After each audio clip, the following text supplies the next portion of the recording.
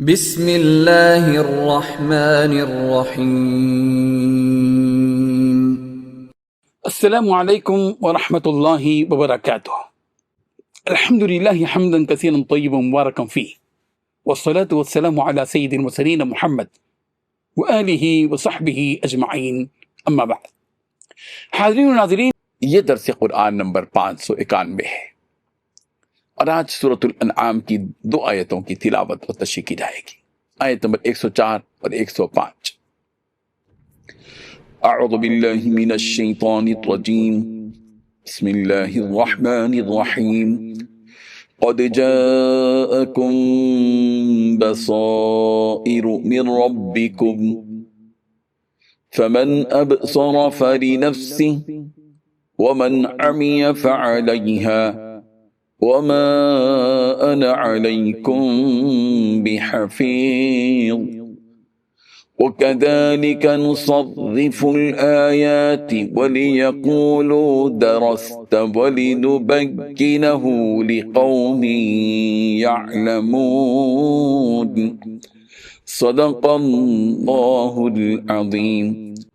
لفظی ترجمہ یوں ہیں، قد جاءکم، تحقیق آ چکی تمہارے پاس، بصائر من ربکم، دلیلیں تمہارے رب کی طرف سے، فمن ابصر فلنفسی، پھر جس نے بصیرت سے کام لیا تو اپنے ہی لیے، ومن عمی فعلیہا، اور جو اندھا رہا تو اسی پر وبال ہے، وما انا علیکم بحفیظ، اور میں نہیں ہوں تم پر محافظ۔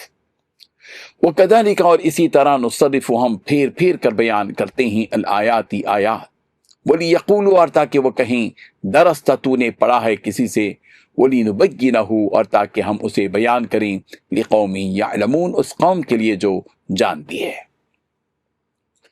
ترجمہ یوں ہے، اے پیغمبر ان سے کہہ دو کہ تمہارے پاس تمہارے پروردگار کی طرف سے روشن دلیلیں پہنچ چکی ہیں، تو جس نے ان کو آنکھ کھول کر دیکھا اس نے اپنا بھلا کیا، اور جو اندھا بنا رہا اس نے اپنے حق میں برا کیا، اور میں تمہارا نگہبان نہیں ہوں۔ اور ہم اسی طرح اپنی آیتیں پھیر پھیر کر بیان کرتے ہیں تاکہ کافر یہ نہ کہیں کہ تم یہ باتیں اہل کتاب سے سیکھے ہوئے ہو، اور تاکہ ہم سمجھنے والے لوگوں کے لیے تشریح کر دیں۔ ان 2 آیتوں میں 7 باتیں بتلائی گئی ہیں۔ پہلی بات، تمہارے پاس تمہارے پروردگار کی طرف سے بصیرت کا سامان آپ کو پہنچ چکا ہے۔ دوسری بات، اب جو شخص آنکھیں کھول کر دیکھے گا وہ اپنا ہی بھلا کرے گا۔ تیسری بات، جو شخص اندھا بن جائے گا وہ اپنا ہی نقصان کرے گا۔ چوتھی بات، مجھے تمہاری حفاظت کی ذمہ داری نہیں سونپی گئی ہے۔ پانچویں بات، اسی طرح ہم آیتیں مختلف طریقوں سے بار بار واضح کرتے ہیں۔ چھٹویں بات، بالآخر یہ لوگ تو یوں کہیں گے کہ تم نے کسی سے سیکھا ہے۔ ساتویں بات، جو لوگ علم سے کام لیتے ہیں ان کے لیے ہم حق کو آشکار کر دیں۔ حاضرین و ناظرین، اللہ تعالیٰ اپنے بندوں کو اس حقیقت سے باخبر کر رہے ہیں کہ قد جاءکم بصائر من ربکم، تمہارے پاس بصیرت کی چیزیں تمہارے رب کی طرف سے آ چکی ہیں۔ اگر تم اس عقل کو استعمال کرو گے جو ہم نے تم انسانوں کو دیگر تمام مخلوقات کے مقابلے میں بہتر سے بہتر عطا فرمائی ہے، اور ان بصیرت کی چیزوں میں غور و فکر کرو گے تو تم ان حقیقتوں تک پہنچ جاؤ گے جن حقیقتوں تک پہنچنا اللہ کے بندوں کے لیے لازمی اور ضروری ہے۔ بصیرت کی ان چیزوں پر تم اگر غور و فکر کرو گے تو تمہیں توحید کے دلائل بھی مل جائیں گے، اور تم کو توحید کی حقیقت بھی سمجھ میں آ جائے گی۔ بصائر سے مراد وہ واضح نشانیاں اور روشن دلائل ہیں جو قرآن مجید میں موجود ہیں، اور وہ دلائل بھی جو عقلاً و نقلاً رسول رحمت صلی اللہ علیہ وسلم سے ثابت ہیں، جن دلائل سے درست اور حق عقائد کا علم ہوتا ہے اور مضبوط زندگی کا طریقہ نصیب ہوتا ہے۔ فمن ابصر فلنفسی، جو شخص آنکھیں کھول کر ان دلائل کو دیکھے گا اور ایمان لائے گا تو اس کے اس طرح آنکھیں کھول کر دیکھنے اور غور کرنے کا صلہ خود اسی کو ملے گا جس نے دیکھا اور غور کیا۔ ایسے شخص کو ایمان کی دولت نصیب ہوگی، اور اس سے بڑھ کر نفع اور فائدہ ایک بندے کے لیے اور کیا ہو سکتا ہے۔ سورہ یونس کی آیت نمبر 108 میں کہا گیا، فمن اهتدى فإنما يهتدي لنفسه فمن اهتدى فإنما يهتدي لنفسه، جو شخص ہدایت کا راستہ اپنائے گا وہ خود اپنے فائدے ہی کے لیے اپنائے گا۔ سورہ حامیم السجدہ کی آیت نمبر 46 میں کہا گیا، من عمل صالحا فلنفسه، جو شخص نیک کام کرے گا وہ اپنے نفع کے لیے ہے۔ ومن عمی فعلیہا، اور جو شخص اندھا بن جائے گا وہ اپنا ہی نقصان کرے گا۔ جو توحید کے ان دلائل سے اور بصیرت کی ان چیزوں سے منہ موڑے گا اور اسے نابینا بن کر زندگی بسر کرے گا تو اسے یہ بات جان لینی چاہیے کہ اس کا وبال خود اسی پر پڑے گا۔ سورہ یونس کی آیت نمبر 108 میں کہا گیا وَمَن ضَلَّ فَإِنَّمَا يَضِلُّ عَلَيْهَا، اور جو گمراہی اختیار کرے گا اس کی گمراہی کا نقصان خود اسی کو پہنچے گا۔ سورہ حامیم السجدہ کی آیت نمبر 46 میں کہا گیا وَمَن أَسَاءَ فَعَلَيْهَا، اور جو برا عمل کرے گا اس کا وبال خود اسی پر پڑے گا۔ یہ آنکھوں کا اندھا پن دراصل آنکھوں کا اندھا پن نہیں ہے بلکہ ان کے دلوں کا اندھا پن ہوتا ہے۔